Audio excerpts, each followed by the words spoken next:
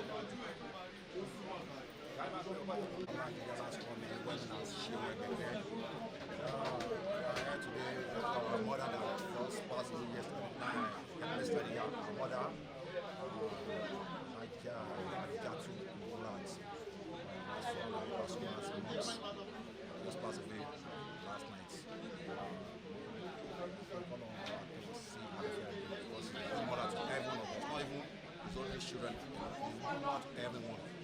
She has been doing good. I confirm the good from his son as well. You understand? So, all we pray for us, I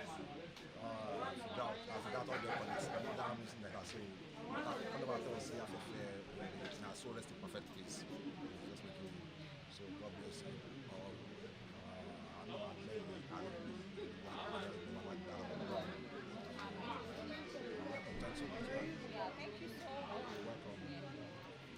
Africa Media Live TV. Kindly subscribe to our YouTube channel to get updated on the trending gist, latest news all over the world. Like our page, subscribe, and share with friends. Thank you.